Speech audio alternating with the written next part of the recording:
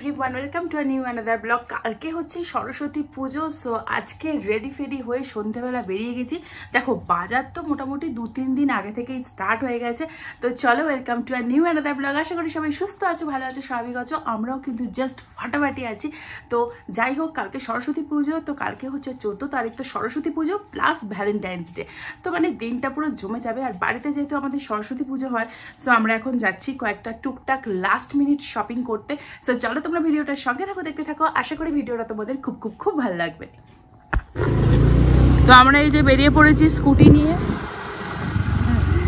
এখন একটু মানে এটিএমে যাবো, ওখান থেকে ঠাকুর ফার্স্টে দেখতে যাবো। ঠাকুর অর্ডার দেওয়া আছে আগে থেকে, তো এটিএম থেকে ঠাকুর দেখতে যাবো না, মানে এটিএম থেকে একটু টাকা পয়সা তুলে নিয়ে তারপর তো যেতে হবে না।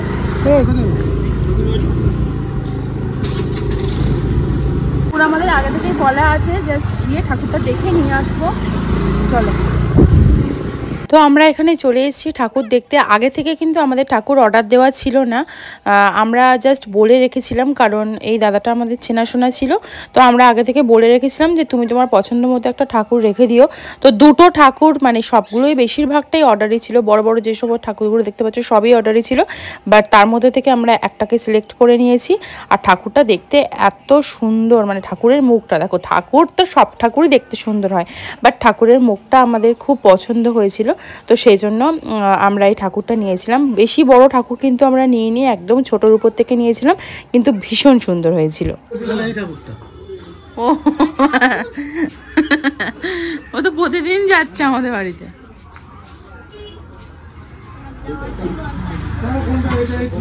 তো ঠাকুর আমাদের এখানে নেওয়া হয়ে গেছে। আর এই যে এই ছোট্ট ঠাকুরটা দেখতে পাচ্ছ, এটাই আমরা নিয়ে গেছিলাম। তো যাই হোক, চলো এখন এই ঠাকুরটাকে নিয়ে বাড়ি যেতে হবে। আমরা কিন্তু স্কুটি নিয়ে এসেছি, সো স্কুটিতে করেই এখন নিয়ে যেতে হবে।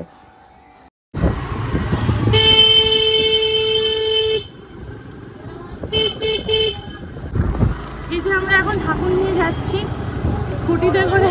পড়ে যাবে ঠাকুর। না, আমি এক হাতে ভালো করেই ধরে আছি।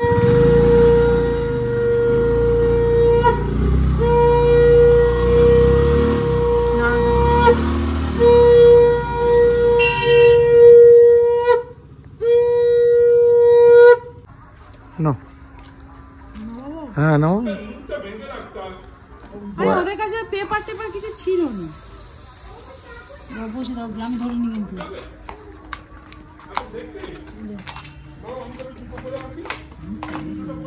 মুখটা সুন্দর না? মুখটা সুন্দর দিলে আনতে হয়। আরে বেরে আমি বললাম পেপার দিতে, বলো পেপার আমাদের কাছে এখন নেই। ওরম না, একবারে পেপারের উপর বসিয়ে দিলে হতো না। থাক না, সকালবেলা করবে কোন এগুলো? সকালবেলা হবে না, রাত্রিবেলা আমি সব করে নেবো।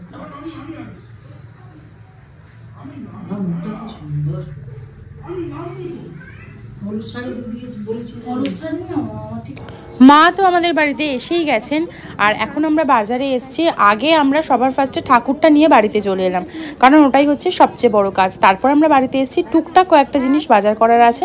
যেমন ধরো যেগুলো 2-3 দিন আগে থেকে না করলেই নয়, মানে যেমন ধরো ফুল, মিষ্টি, এগুলো তো কিনতেই হতো পুজোর আগের দিন। তো সেই জন্য এখানে আমরা ফুলের জন্য চলে এসেছি। ফুল নিয়েও নিয়েছি, আমরা 20 পিস মতো মালা নিয়ে নিয়েছি। তো যাই হোক, ফুল টুল নেওয়ার পরে এখন দেখছি যে ডাব, যেটা ঘটে দেওয়া যে ডাবটা, সেটা পাওয়া যাচ্ছিল না। তো একজনই নিয়ে বসেছিল। আর তারপর আমরা চলে গেছিলাম মিষ্টির দোকানে।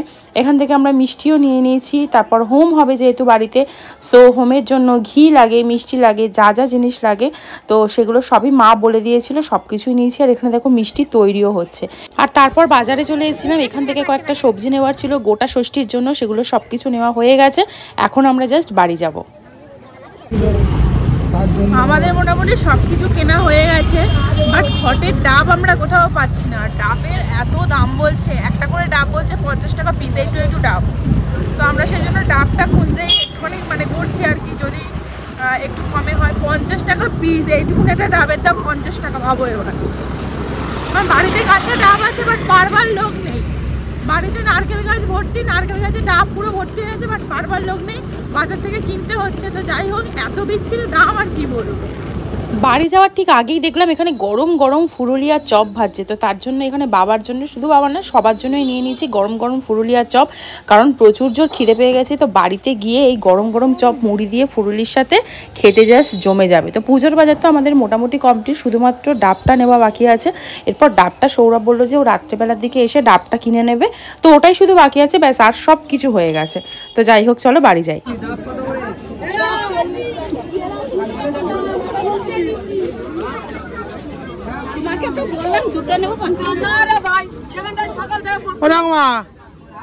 আমি তিনটে 50 টাকা দিয়েছো আর ওটা কত খুচরোটা কত ভিখারি ভিক্ষে দিচ্ছ তুমি রেখে দাও আমার ডাবলি করে আমার 3টা দাও না শীষ থেকে খুচরো দিতে পারছো না তুমি দাও 100 টাকা দাও না আমি তো কুই যা ফিরে দিচ্ছি ঝামেলা মিটে যাবে তুমি 100 টাকা দাও 50 টাকা নিয়ে 100 টাকা দাও আমার এখন ডাব কত মাসি আমি কইরা গুনগুনি কাস্টমার বাদে যাচ্ছো কত মাসি ডাব 40 টাকা ও রাঙা আমার দুটো হয়েছে আরেকটা দাও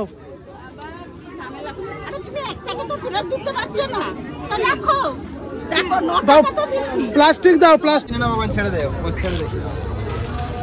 পেয়েছি ডাব 30 টাকা করে নিয়েছে এগুলো 30 টাকা 3টে 90 টাকা ফাইনালি পাওয়া গেল। বাজার থেকে চলে এসেছি একদম, এই যে আমাদের ঠাকুর ঘরেই চলে এসেছি। ফাইনালি এখানে 3টা ডাব পাওয়া গেছে, বাট 50 টাকা করে নয়, এগুলো 30 টাকা করে পেয়েছে অনেক কষ্ট করে।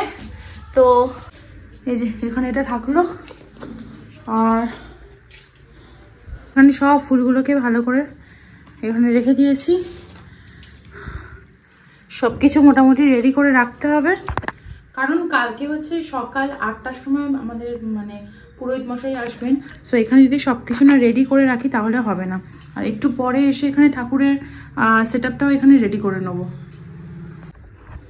আর এখানে দেখো বেলপাতা আর যা যা লাগে, পঞ্চপল্লব যা যা লাগে সব কিছু রেডি হয়ে গেছে। তীর কাঠিরও এখানে জিনিসপত্র রেডি হয়ে গেছে, একটু পরে এসে সব কিছু সেট আপ করে নেব। মোটামুটি 11:30, তো ঠাকুর ঘরটা পুরোটা গুছিয়ে ঠাকুর বসিয়ে একদম সেট আপ করে চলে এসেছি। কালকে সকাল সকালই পুজো শুরু হয়ে যাবে। তো যাই হোক, আজকের এই ব্লগটাকে এখানেই শেষ করছি। ব্লগটা ভালো লেগে থাকলে অবশ্যই একটা লাইক করে দাও, যারা এখনো সাবস্ক্রাইব করেনি তারা প্লিজ আমার চ্যানেলটাকে সাবস্ক্রাইব করে দাও। কালকে সরস্বতী পুজোর দিনে আবার তোমাদের সাথে। সো আজকের মতো টাটা, গুড নাইট, বাই।